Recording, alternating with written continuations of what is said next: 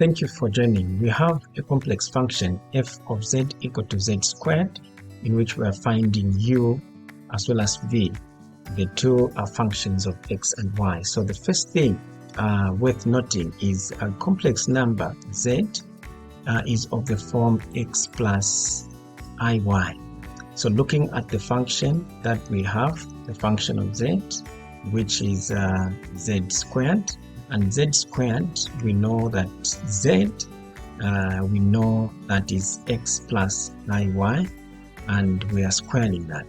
So at this point, we have to expand x plus iy, again x plus iy. So when we expand this, we have x times x, which will be x squared. X times the iy, we have x iy. Again, we have x iy, then plus iy times iy, which are imaginary parts. We'll have I squared y squared. So at this point, it's worth noting that I squared is equal to -1. I squared is equal to -1. So from here, where we are simplifying, we'll have x squared plus xiy plus xiy will have 2xyi. Then I squared, which we have defined here as -1, so meaning this will be -y squared.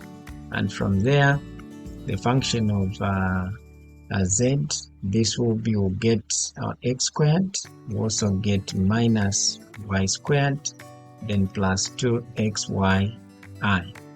So looking at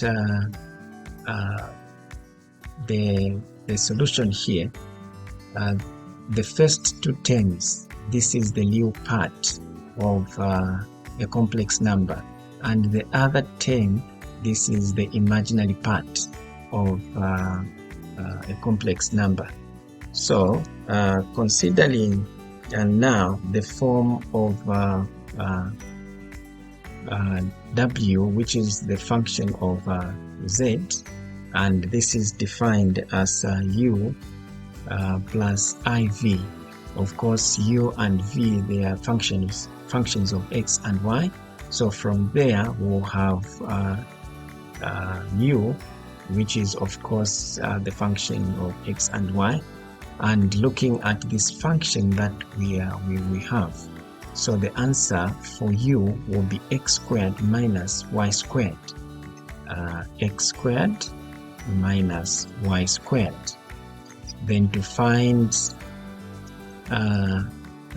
v, which is of course the function of x and y, when we look at this function, it will give us 2xy.